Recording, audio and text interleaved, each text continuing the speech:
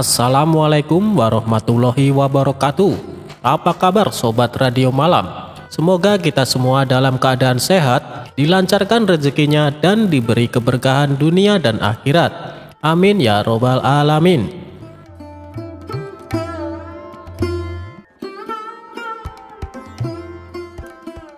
Dikisahkan, Abu Jahal sangat tertarik dengan cincin milik Abu Nawas. Sebenarnya, Abu Nawas bersedia menjualnya asalkan harganya 1 dinar. Tapi karena Abu Jahal sangat bakhil, ia enggan membelinya. Suatu kali Abu Jahal mencangkul di ladang. Tanpa sengaja cangkulnya membentur benda keras. Karena dirasa mengganggu, ia pun berniat menyingkirkan benda keras tersebut. Ketika ia mengambilnya, ternyata benda itu adalah koin uang 1 dinar. Betapa bahagianya hati Abu Jahal. Lalu digosoknya uang yang sudah karatan itu. Tapi kebahagiaan tidak berlangsung lama. Karena setelah diamati, uang koin temuannya adalah uang dinar palsu. Rasa kecewa pun hinggap pada diri Abu Jahal. Ia lalu berniat untuk membuang koin tersebut. Saat ia hendak membuangnya, tiba-tiba terbesit niat jahat pada diri Abu Jahal. Kenapa aku harus membuangnya? Bukankah dengan uang ini aku bisa mengelabui Abu Nawas? Aku akan membeli cincinnya dengan uang palsu ini, pikir Abu Jahal dalam hati. Maka datanglah ia menemui Abu Nawas. "Hei Abu Nawas, apa kamu masih berniat menjual cincinmu itu?" tanya Abu Jahal. "Ya, tapi harganya 1 dinar, jawab Abu Nawas. "Baiklah Abu Nawas, aku bersedia membelinya," balas Abu Jahil. Ia pun memberikan uang palsu tersebut kepada Abu Nawas. Abu Nawas menerimanya tanpa memastikan bahwa uang tersebut adalah palsu. Lalu, oleh Abu Nawas uang tersebut ia gunakan untuk membeli daging di pasar. Si penjual daging juga sama. Ia menerima uang dari Abu Nawas tanpa memastikan bahwa uang tersebut adalah palsu. Kemudian, si penjual daging membeli buah-buahan dengan menggunakan uang palsunya dari Abu Nawas. Keesokan harinya, Abu Jahal mendatangi pedagang buah untuk menagih hutang sebanyak 1 dinar. "Kamu kan sudah janji, katanya hari ini kamu akan melunasi hutangmu," kata Abu Jahal. Si pedagang buah lalu memberikan uang palsu yang diperolehnya dari si penjual daging dengan hati gembira. Abu Jahal langsung pulang ke rumah. Namun setelah diamati, ternyata uang yang didapatnya adalah uang palsu. "Kurang ajar, dia telah menipuku," ucap Abu Jahal emosi. Ia pun pergi menghadap Tuan Hakim untuk mengadukan si penjual buah. "Tuan Hakim, si penjual buah telah menipuku. Dia membayar hutangnya pakai uang palsu ini," keluh Abu Jahal. Mendengar keluhan Abu Jahal, kemudian Tuan Hakim memanggil si pedagang buah. "Woi, kenapa kamu membayar hutang pakai uang palsu?" tanya Tuan Hakim. "Ampun Tuan Hakim, saya sendiri tidak tahu. Saya mendapatkan uang tersebut dari si penjual daging," jawab si penjual buah. Maka dipanggillah si penjual daging untuk menghadap Tuan Hakim. "Apakah benar kemarin kamu membeli buah-buahan pakai uang ini?" tanya Tuan Hakim kepada si penjual daging. "Iya benar Tuan Hakim, memangnya kenapa?" tanya balik si penjual daging. "Kamu tidak tahu ya, uang yang kamu berikan adalah uang palsu," kata Tuan Hakim memberitahu. Seketika si penjual daging langsung terkejut. "Maaf Tuan Hakim, saya benar-benar tidak tahu. Saya sendiri memperoleh uang tersebut dari Abu Nawas," balas si penjual daging. Kemudian Tuan Hakim segera memerintahkan beberapa pengawalnya untuk menjemput Abu Nawas. Ketika Abu Nawas memasuki ruang sidang, di situ sudah berkumpul Abu Jahal, penjual buah, dan penjual daging. "Ada apa ini Tuan Hakim?" tanya Abu Nawas merasa heran. "Begini Abu Nawas, apa betul kemarin kamu beli daging pakai uang dinar ini?" tanya Tuan Hakim. Sejenak Abu Nawas mengamati uang tersebut. "Iya betul, memangnya kenapa Tuan Hakim?" tanya balik Abu Nawas. "Kenapa kamu membeli daging pakai uang palsu?" tanya Tuan Hakim kembali. Abu Nawas langsung kaget mendengarnya. "Saya tidak tahu kalau uang tersebut adalah uang palsu. Saya mendapatkan uang tersebut dari Abu Jahal Tuan Hakim. Dia membeli cincinku menggunakan uang itu," jawab Abu Nawas. Tuan Hakim menjadi bingung dengan jawaban Abu Nawas. "Benarkah itu, hai Abu Jahal?" tanya Tuan Hakim. "Benar Tuan, aku menemukan uang itu saat aku mencangkul di ladang," jawab Abu Jahal gemeteran. "Kamu telah menipu orang lain, tapi kamu malah menuduh orang lain menipumu. Jadi masalah ini sebenarnya bersumber dari kamu sendiri Abu Jahal. Karena kamu telah membuat kegaduhan, maka kamu didenda 10 dinar atau kurungan penjara selama 10 bulan, kata Tuan Hakim memutuskan. Dengan berat hati, terpaksa Abu Jahal harus membayar denda tersebut. Sebelum mereka membubarkan diri, Abu Nawas memberi nasihat kepada Abu Jahal. "Hei Abu Jahal, ada pepatah mengatakan, barang siapa yang menggali lubang untuk saudaranya, maka dia sendiri yang akan terjatuh di dalamnya."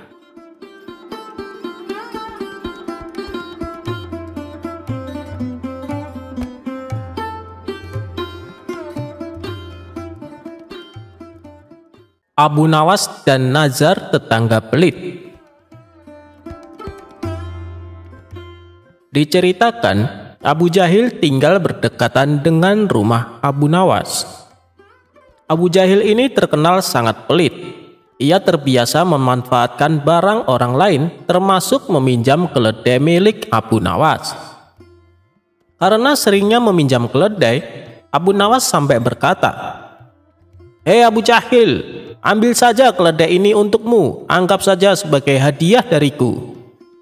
Hal itu dilakukan oleh Abu Nawas karena sering melihat tetangganya yang pelit tersebut berkali-kali pinjam keledainya, seperti tak ingin memiliki keledai sendiri. Mendengar itu, Abu Jahil pun tertawa. "Kenapa aku harus memiliki keledai? Aku hanya perlu mengambilnya ketika membutuhkan saja. Jadi aku tidak usah repot menanggung biaya makannya," balas Abu Jahil. Begitulah sifat Abu Jahil. Karena pelit, ia sampai tidak mau memelihara keledai. Suatu ketika, Abu Jahil jatuh sakit. Ia sudah berobat kemana-mana, tapi penyakitnya tak kunjung sembuh. Abu Jahil lalu meminta nasihat kepada Abu Nawas. "Tolonglah Abu, apa yang harus aku lakukan agar bisa sembuh?" ucap Abu Jahil. "Begini Abu Jahil, mungkin penyakitmu ini karena akibat sifatmu sendiri. Hilangkanlah sifat pelit dan bakhilmu. Insya Allah penyakitmu bisa hilang," tutur Abu Nawas. "Baiklah Abu Nawas, aku nazar kalau aku sembuh, aku akan mentraktir kawan-kawan kita," balas Abu Jahil. Tidak berselang lama, Abu Jahil sembuh dari sakitnya dan menemui Abu Nawas. "Kamu sudah sembuh Abu Jahil?" tanya Abu Nawas. "Alhamdulillah Abu Nawas, dan aku berniat melaksanakan nazar dengan mengundang kawan-kawan kita makan," jawab Abu Jahil.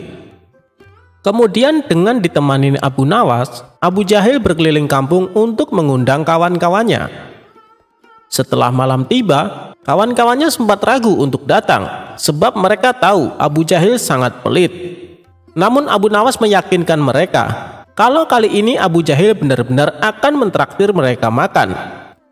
Ini merupakan suatu nazar yang diucapkan sewaktu sakit, kata Abu Nawas. Maka mereka pun bersedia mendatangi undangan Abu Jahil. Dan di sana mereka melihat berbagai macam hidangan lezat sudah tersedia di meja makan. Tidak lama kemudian, Abu Jahil datang dan duduk di kursi yang sudah disediakan. Untuk menghormati tuan rumah, mereka menunggu Abu Jahil yang mengambilnya terlebih dahulu. Ketika mencicipi daging sapi, ia langsung berteriak, "Hei pelayan, kenapa masakan daging sapi ini tidak dikasih garam? Masukkan lagi ke dalam," perintah Abu Jahil. Si pelayan segera mengambil daging sapi dan membawanya masuk. Kemudian Abu Jahil mencicipi masakan ayam kalkun. "Hei pelayan, kenapa masakan daging kalkun ini kebanyakan kecap dan membuat rasanya tidak enak? Masukkan kembali ke dalam," perintah Abu Jahil. Si pelayan kembali mengambil masakan ayam kalkun dan membawanya masuk. Begitulah seterusnya, satu persatu hidangannya lenyap dari meja makan. Abu Nawas dan kawan-kawan merasa kecewa karena merasa dipermainkan oleh Abu Jahil. Kini di meja tersisa satu hidangan, yaitu hidangan daging burung puyuh kesukaan Abu Nawas. Ketika hendak mencicipinya, Abu Nawas langsung mencegahnya. "Hei Abu Jahil, apa kau tidak tahu? Daging puyuh kalau dimakan suka bergerak-gerak. Saya khawatir kalau itu mengandung racun." Mendengar itu, Abu Jahil langsung merinding. "Apa iya Abu Nawas? Jangan kau mengada-ngada. Silahkan coba sendiri kalau tidak percaya," balas Abu Nawas. Abu Jahil menjadi ragu mencicipi masakan daging burung puyuh. Ia pun menyuruh Abu Nawas mencicipinya. Namun Abu Nawas mengajak kawan-kawannya untuk bersama menyantap hidangan burung puyuh. Dan tak terasa, masakan habis tak tersisa. Sementara Abu Jahil hanya melihat itu semua. "Hei Abu Nawas, kau bilang burung puyuhnya bergerak-gerak. Mana buktinya?" kata Abu Jahil. "Hei Abu Jahil, coba kau perhatikan mulutku. Bukannya dia bergerak-gerak saat aku punya," jawab Abu Nawas. "Kalau itu sih semua makanan bergerak-gerak. Maksudku, daging burung puyuhnya bisa bergerak-gerak sendiri," tanya Abu Jahil. "Yang bilang bisa bergerak sendiri siapa?" kata Abu Nawas. "Kan aku bilang daging puyuh kalau dimakan bisa bergerak-gerak," sambung Abu Nawas. Akhirnya Abu Nawas dan kawan-kawannya pulang dengan keadaan perut kenyang. Sementara Abu Jahil merasa rugi karena memberikan makanan kepada Abu Nawas dan kawan-kawannya. "Kalau orang pelit harus disiasati biar kapok," kata Abu Nawas. Dan mereka pun tertawa terpingkal-pingkal.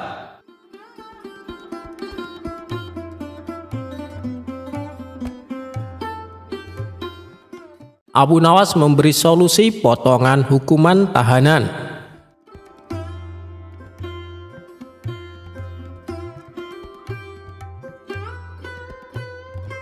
Bukan Abu Nawas kalau tidak memiliki otak yang cerdik. Pantas saja dalam kisah-kisah yang dituturkan, ia dikenal sebagai pemberi solusi atas apa yang dirisaukan oleh raja dalam hidupnya, baik soal dirinya, keluarga, bahkan masalah kerajaan itu sendiri. Abu Nawas juga dikenal sebagai sosok penyair yang cerdas dan banyak akal. Tak jarang, dirinya sering diperintahkan baginda raja untuk menjawab sesuatu yang sulit. Karena kecerdikan itulah, Abu Nawas selalu dapat menjawabnya dengan mudah. Ia memiliki banyak sahabat. Salah satu sahabat Abu Nawas ialah bernama Daras. Suatu hari, ia bercerita, seminggu yang lalu, raja memberi keringanan berupa potongan hukuman bagi para tahanan di penjara. Para tahanan itu merasa senang karena diberi potongan berupa setengah dari masa hukuman yang harus dijalani tiap tahanan tersebut. Jadi untuk tahanan yang dihukum 10 tahun, tinggal menjalani hukuman 5 tahun saja. Kemudian, jika seorang tahanan dihukum 20 tahun, maka hanya mendapat 10 tahun saja. Terus masalahnya apa? Tanya Abu Nawas kepada Daras sambil melahap makanan yang dari tadi ingin disantap. Jadi masalahnya begini, karena ada tahanan yang dihukum seumur hidup atau sampai sang tahanan tersebut meninggal, artinya kan harus ditentukan berapa lama sisanya ia akan dihukum. Padahal tak ada yang tahu kapan seorang itu meninggal. Karena tak ada yang tahu berapa lama umur seseorang itu, kata Daras. Oh itu, berat juga masalahnya ya. Tapi beri saya waktu 10 menit saja, saya habiskan dulu ya makanan saya, ucap Abu Nawas sambil melahap sisa makanan di piringnya. Setelah makanan itu habis, wajah Abu Nawas tampak ceria. Hal ini menunjukkan bahwa dirinya telah menemukan pemecahan masalah tersebut. Kalau menurut saya begini saja, masalah ini bisa diselesaikan dengan konsep persamaan, kata Abu Nawas enteng. Oh ya, bagaimana? Tanya Daras yang sebenarnya ahli matematika itu. Oleh karena persamaan itu menurutmu berarti seimbang atau keseimbangan, masalah pemotongan masa hukuman tersebut ya mudah saja diselesaikan, jelas Abu Nawas. Caranya? Ucap Daras yang terus nyerocos merasa penasaran. Jadi begini, supaya orang yang dihukum seumur hidup itu dapat potongan hukuman setengah masa hidupnya, cara menghukumnya begini saja. Sehari ia ditahan, sehari ia dibebaskan. Begitu seterusnya hingga ia meninggal. Seimbang bukan? Seperti persamaan, tutur Abu Nawas sambil tersenyum kecil.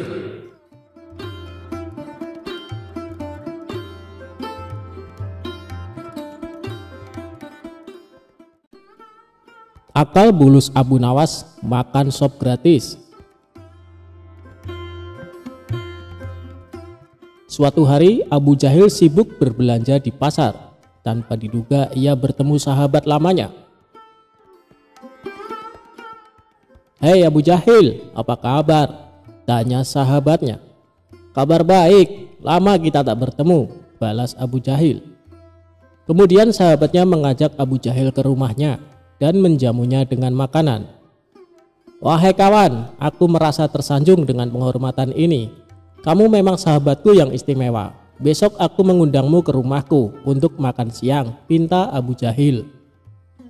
"Baiklah Abu Jahil, insya Allah aku akan datang," jawab sahabatnya itu.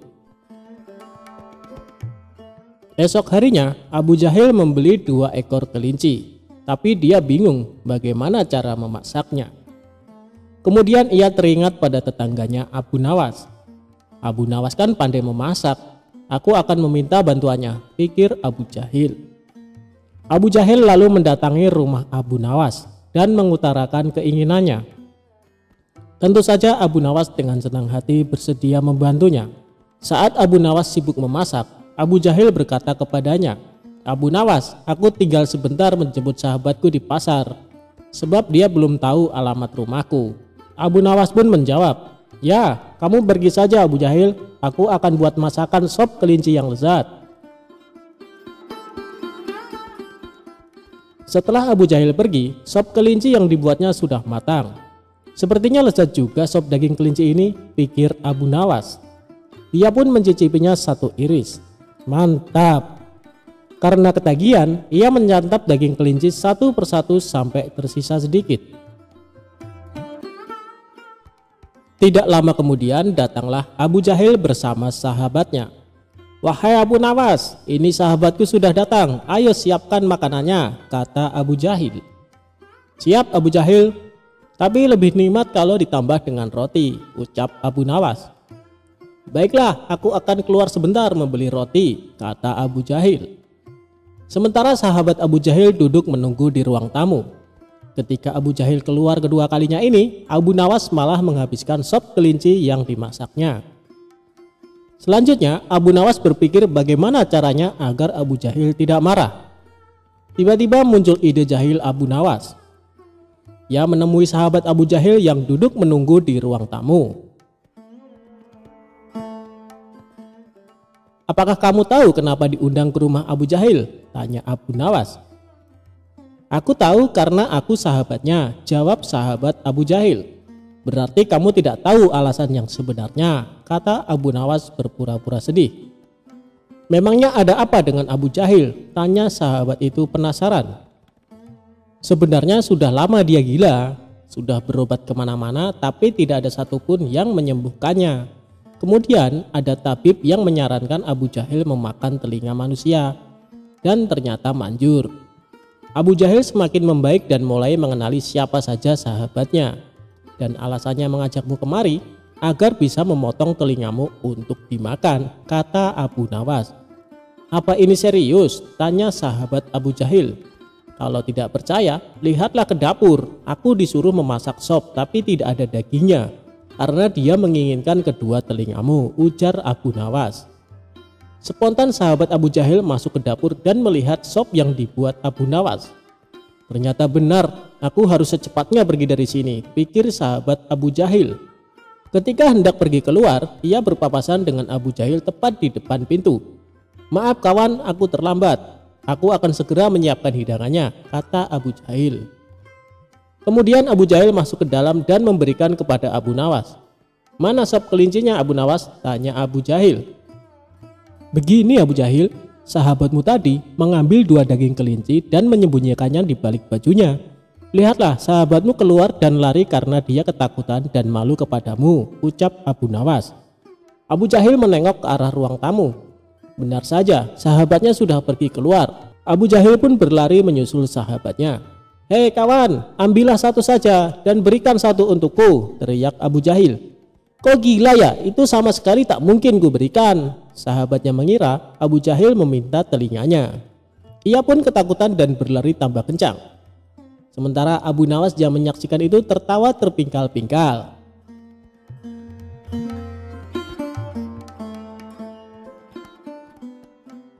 Meski bukan perenang yang baik, Abu Nawas sukses menyeberangi lautan. Suatu hari Baginda Raja memanggil si pria pintar ke istana. Dia berkata, "Hari ini saya punya misi lain untukmu, Abu Nawas," kata raja. "Apa yang harus saya kerjakan yang mulia?" tanya Abu Nawas tidak sabar. "Kau tahu bahwa kita punya teluk yang sangat luas, bukan?" tanya raja. "Menyedihkan sekali, tak seorang pun pernah menyeberangi teluk tersebut." Saya bertanya-tanya, apakah mungkin seorang manusia bisa berenang ke seberang teluk? Abu, saya butuh kau menjawab keingintahuanku. Saya mau kau ambil misi ini sebagai tugas terhormat, kata raja kepada Abu Nawas. Tuan, saya bukan seorang perenang yang baik, ujar Abu Nawas. Saya tahu, tapi setiap orang mengetahui kalau kau adalah pria terpintar di negeri ini. Kau harus dapat mengerjakan tugas ini, kata raja sedikit memaksa. Ya, saya akan mengerjakannya yang mulia. Abu Nawas menggerutu ketika dia berjalan keluar. Abu Nawas lalu berjalan ke pantai. Ia memandangi teluk yang luas itu, lalu duduk di bawah sebuah pohon palem. Dia mencoba mencari ide, menyiasati misi yang mustahil itu. Pada waktu itu ia melihat pakaian anak-anak tergeletak di atas bebatuan di sampingnya. Di mana anak itu? Mereka pasti berenang di pantai, gumam Abu Nawas. Seketika itu senyumnya terkembang. Nampaknya ia telah menemukan ide cemerlang. Ia lalu pulang dan bangun pagi-pagi sekali pada hari berikutnya. Dia segera pergi ke pantai. Sambil tersenyum, Abu Nawas melepaskan pakaian dan cincinnya, lalu meletakkannya di pasir. Ia juga melepaskan sepatunya dan meletakkannya di samping pakaiannya. Setelah itu, Abu Nawas kembali ke rumah lagi. 1 jam kemudian raja dan para menterinya datang ke pantai. Mereka terkejut mengetahui ada pakaian yang ternyata milik Abu Nawas. Mereka pun berspekulasi kalau Abu Nawas sedang berenang mengarungi laut untuk mencapai teluk. Tapi sebagian dari mereka meragukan kalau Abu Nawas yang punya kemampuan berenang pas-pasan berani mengarungi laut. Untuk membuktikan rasa penasaran, mereka semua akhirnya sepakat untuk mendatangi rumah Abu Nawas. Sesampainya di rumah Abu Nawas, raja dan para menteri hanya ditemui oleh istrinya. Ia mengatakan kalau Abu Nawas meninggalkan rumah dari pagi hari sebelumnya. Kemarin ia mengatakan padaku bahwa ia akan berenang menyeberangi teluk. Dia berkata bahwa Yang Mulia memerintahkan melakukan demikian. Sebenarnya saya tak tega membiarkannya pergi karena saya tahu ia bukan perenang yang baik, kata wanita itu dengan sedih. Tiba-tiba datang seorang pengawal istana melapor, "Yang Mulia, Abu Nawas ditemukan." Pengawal kemudian bercerita, jika pada larut sore 3 nelayan di pantai melihat seorang pria berenang. Ketika mereka mendekatinya, mereka tahu bahwa yang berenang adalah Abu Nawas. Karena terlihat sangat lelah, maka mereka membantu Abu Nawas mencapai pantai. Tapi tak lama setelah itu, Abu Nawas malah pingsan. Berita itu pun menyebar dengan cepat hingga sampai ke telinga pengawal istana. Tak lama setelah itu, raja dan beberapa pengawal pergi ke pantai. Baginda raja lalu duduk di samping Abu Nawas. "Abu, Abu," kata raja sambil menggoyang-goyangkan tubuh Abu Nawas. Ia membuka matanya dengan pelan. Baginda raja sangat senang. Ia memegang tubuh si pria cerdik itu dengan erat. Ia terlihat sangat menyesal karena telah menyebabkan Abu Nawas menderita. Abu Nawas tersenyum tipis ketika sang raja memeluknya dan mengatakan, "Kau hebat, Abu Nawas."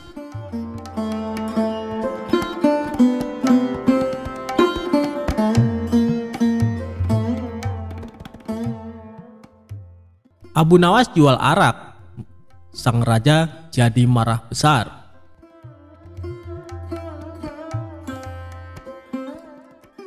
Selalu ada cara yang dilakukan oleh Abu Nawas untuk tidak dimarahi oleh baginda raja.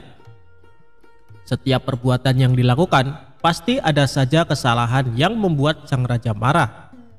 Namun bukan Abu Nawas jika tidak bisa membuat sang raja menjadi marah karena perbuatan Abu Nawas.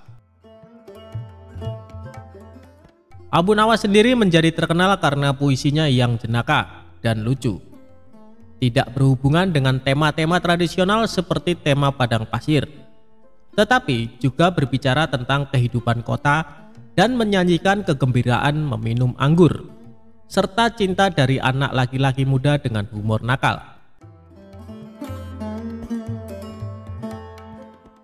Kisah Abu Nawas kali ini menceritakan sang raja marah besar karena kedapatan Abu Nawas menjual arak. Suatu saat Abu Nawas kepergok membawa botol arak berwarna merah dan sang raja menegurnya. Namun Abu Nawas menyangkal kalau dia membawa arak. Dia menyebutnya air susu yang pemalu.